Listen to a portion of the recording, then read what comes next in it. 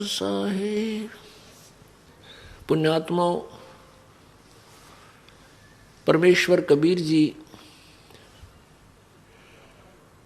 हम सभी आत्माओं के परमपिता हैं। वो हमारे सच्चे मालिक हैं, सच्चे साहिब हैं, सत साहिब हैं। सत साहिब का अर्थ होता है सच्चा मालिक, वास्तविक स्वामी, हमारा असली पिता, असली मालिक। साहब का अर्थ होता है भगवान, स्वामी, मालिक, पति, राम, अल्लाह, गॉड, कुछ भी कहो इसको। अब ये सत साहब क्यों कहा जाता है? सत साहिब, सत साहब। अब जैसे हम यहाँ काल के जाल में फंस गए और ये 21 ब्रह्मांड जेल है, जेल। ये एक प्रिजन है, कारागार है। और इस कारागार के अंदर बहुत से प्रबंधक होते हैं। जेल का सुपरिटेंडेंट होता है, फिर उससे ऊपर भी अधिकारी होते हैं और नीचे भी वहाँ बहुत से अलग वार्डन बनाए जाते हैं जो इंचार्ज कैदियों के होते हैं। तो हम सभी आत्माएं, सभी प्राणी, पशु पक्षी, मनुष्य, देवता जितने भी हैं, हम काल की जेल में हैं। और यहाँ के मालिक कौन है? इस जेल के प्रबंधक। यहाँ का सुपरिटेंडेंट समझ लो यू काल है, या यहाँ का मालिक समझ लो डीजी समझ लो। और ब्रह्मा विष्णु महेश यहाँ के प्रबंधक हैं। इस जेल में सबकी व्यवस्था रखते हैं और आप और हम सभी यहाँ कैदी है। ये सत्कर मान लेना।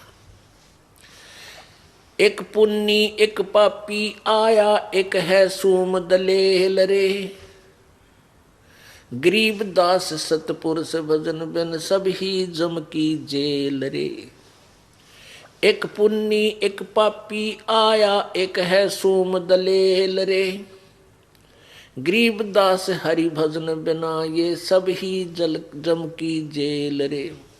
एक पुण्य करता है, पुण्य धर्मी व्यक्ति है, और एक बिल्कुल पुण्य नहीं करता, बिल्कुल कंजूस है, सूम है। अब ये पुण्य करने वाला कहाँ जाएगा? स्वर्ग जाएगा।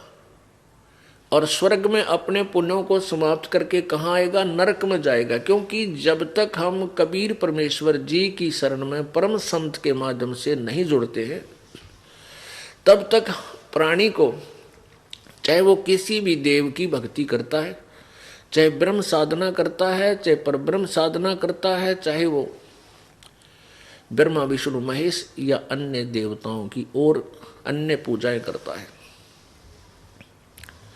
उसको वर्क डन मिलेगा। जैसा किया वैसा फल उसको भोगना होगा। पुण्यों का अलग अकाउंट होगा और पाप का अलग होगा। तो पुण्य स्वर्ग में और पाप नरक में।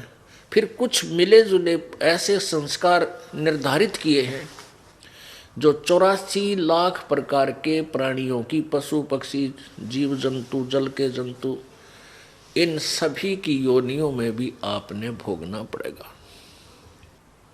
एक पुण्य करने वाला, एक पापी, और एक है सोम दलेल रे। एक कति कंजूस है, दान पुण्य करता नहीं। तो ये सभी कहते हैं काल की ही जेल में है। वो पुण्य करने वाला भी स्वर्ग में पहुंच गया, वहां पुण्य खत्म होते नरक, नरक के बाद 84 लाख योनियों के इस कोल्लू के चक्कर में गिर जाएगा। अब हम सत साहिब को डिफाइन कर रहे हैं। सच्चे मालिक सत साहब की परिभाषा बता रहे हैं आपको। अब सत साहिब क्यों कहना पड़ा? क्योंकि सच्चा मालिक हमारा वास्तविक, जो हमारा धनी है, हमारा स्वामी है, जिसके हम बच्चे हैं, वो कबीर देव है, कबीर साहब। देव कहो, साब कहो, राम कहो, अल्लाह कहो, गॉड कहो, ये सभी भाषा भिन्न और उपमात्मक परमात्मा के नाम हैं।